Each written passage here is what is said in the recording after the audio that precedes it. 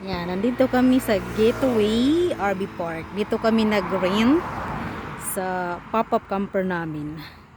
Dito sa Tennessee. Mayroon din silang ditong parang tawag sa atin sa Pinas, Kubo. Malit lang siya na bahay na pwede mo rin rentahan. Pero di ko lang alam kung magkano siya. Yan, madami sila. Napakahirira.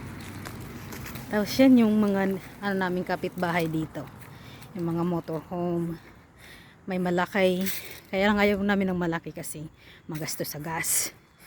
Mas maganda yung maliit lang, at least hindi magastos sa gas. Ganun siya. Tapos yung mga leaves dito nag-change na ng color. Ito na siya yung pop-up camper namin. Maganda siya mag-rento pag lalo na kung mahilig ka mag-travel. Tapos ito siya. Libre na siyang electricity, tapos water, kaya lang hindi namin ginagamit. May kitchen din sa loob kasi hindi rin kami nagluluto kasi dalawa lang kami, kaya kumakain na lang kami sa labas. Ito siya. Tapos dalawang bed niya, may sa kabila doon, tapos dito malaki din siya. Pang-anim na tao siya, pwede kasya.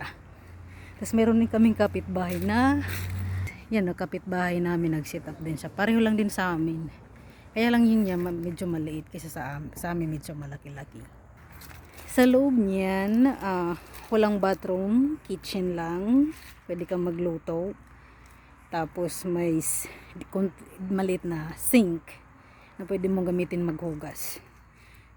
Tapos kung gusto mong magluto, sa labas mong gagawin. Kaya kung naliligo naman kami, mayroon bathroom doon sa kabila na pwede kami mag-shower. At pwede ka rin dito maglaba. Mayroon silang dito labahan. Ito yung nila dito, labahan sa loob ng RV Park. Yan o. Hindi to free Magbabayad ka, maglalagay ka dyan coins. Yun ang gagamitin mong paglaban ng mga damit mo. Yan o. Para hindi ka lumabas pumunta ng town. Ito may dryer din sila. Ganyan. Tapos mamaya papakita ko sa iyo yung bathroom nila dito ng RV Park, napakalinis. Tapos ito, pag pumunta ka ng bathroom, may siya, may passcode. So kahit outsider hindi siya makapasok ng bathroom, pero hiwalay yung lalaki at saka babae. Tapos binibigay lang yung password pag dito ka nagre-rent, ganun, para safety sa naka-rent dito na mga tao sa RV Park. Tapos ito na yung bathroom nila dito, pakita ko kung gaano kalinis. Ganyan o. Dito ako nag-shower. Ganyan. Kasi yung pop-up camper namin, walang shower yun. Pero meron kaming maliit na kubita. Yung panggamit mo pag mag-ihi ka para hindi ka na lumabas sa gabi. Pero hindi ka nga lang pwede mag-shower. Kasi ito yung lababo nila, ang ganda. Tapos no smoking, no vaping. Ganyan. Kasi dito pag sa RV, parang maintain yung paglilinis nila. May naka-hire sila na naglilinis ng bathroom, nag-check ng mga area, ganun. Yung shower nila dito, 3.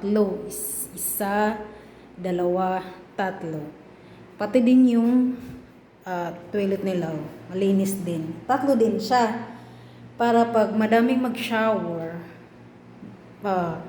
may maraming magagamit ba, ganyan.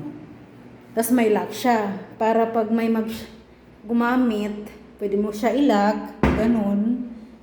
Para hindi ka makita. Parehas lang din naman sa shower, may lock din siya. Ganyan. Para kung madami kayo dito, hindi ka makikita yung buong katawan mo habang nagsha-shower. Ito sa loob. Yan. Dito na ako sa labas. Please, pag ka dito, pag pumunta ka ng mag-travel, ganun, mura. Kung ayaw mong bumili ng mga ganyan na RV, home trailer, pwede ka na mabili sa Walmart ng tent. Tapos ganyan, pwede ka dyan mag-rent ng spot. Mura pa. Para ka makapag-travel, hindi naman kailangan mag-travel, mag-spend ng pera. Ganyan. Dati nga meron dyan naka-tent. Kaya lang hindi ko nga lang na-videoan. Ganyan lang sila kasi pag sa RV Park, May bathroom naman sila dito nga naka-provide para sa tao. Mura pa.